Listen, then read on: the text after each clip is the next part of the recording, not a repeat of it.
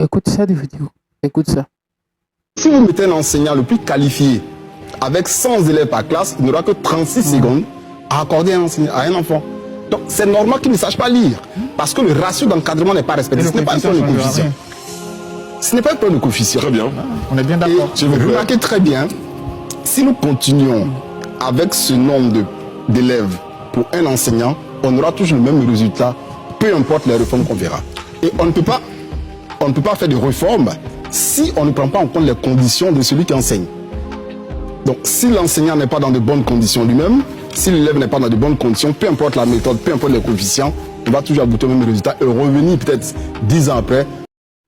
En fait, le problème n'est pas aux élèves, aux enseignants. C'est nos États. Parce que nos États ont décidé de ne pas investir dans ce domaine. Nos États ont décidé de ne pas prendre leurs responsabilités. Je vais vous dire quelque chose, c'est très simple.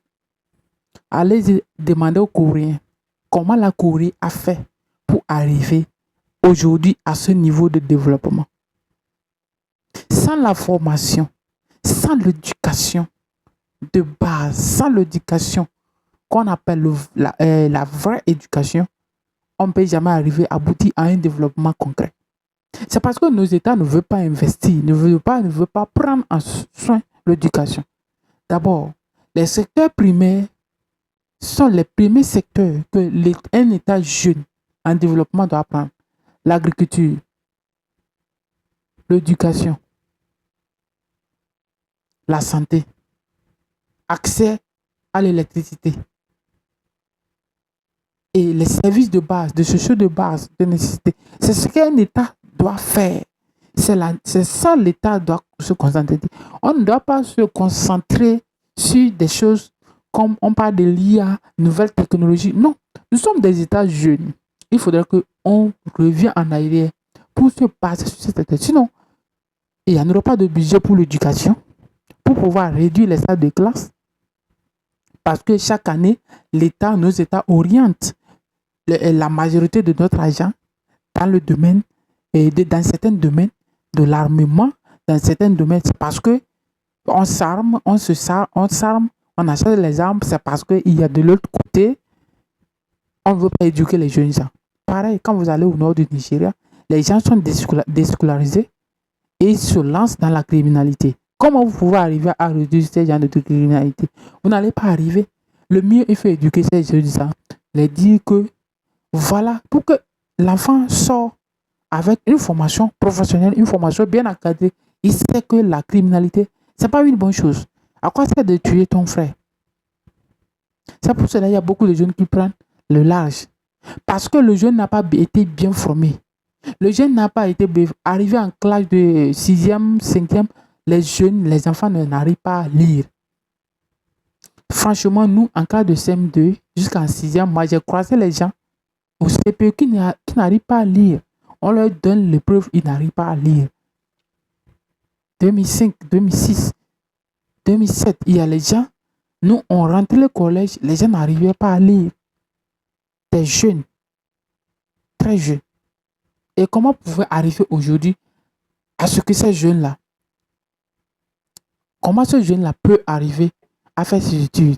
Parce qu'il sait qu'au collège, on donne l'épreuve, il faut lire et composer. Au lycée, on donne l'épreuve, il faut lire et comprendre.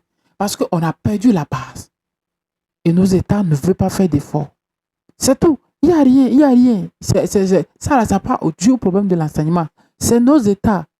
C'est nos gouvernements qui doivent prendre leurs responsabilités. On ne peut pas aller verser l'argent dans un domaine comme non, on est en train de faire ceci. Non, l'agriculture est là, la base. Parce que c'est là-bas où la majorité se retrouve. Là où se trouve la majorité, c'est là-bas que l'État doit investir. On ne va pas importer, on va prendre 700 milliards pour subventionner un certain nombre de minorités pour aller importer du riz ou du maïs de Thaïlande. Alors que 100 milliards pouvaient développer l'agriculture d'un seul pays. Mais c'est clair. Comment comprendre ça? Parce que nos États ne veulent pas faire d'efforts. Ils ne veulent pas comprendre. Nos dirigeants ne veulent pas comprendre. C'est tout. Il n'y a rien de miracle dans tout ça. Il n'y a rien de miracle. Parce que c'est comme ça qu'on a étudié. Nous-mêmes tous, on a étudié dans ces conditions. Oui.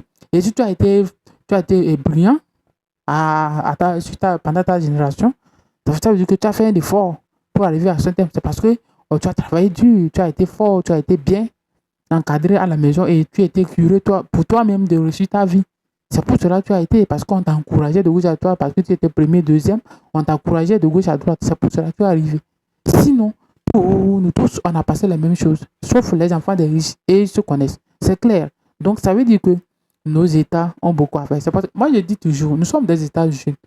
On n'a pas besoin, on a besoin des hommes visionnaires, des hommes clairs qui veulent mener nos États vers un développement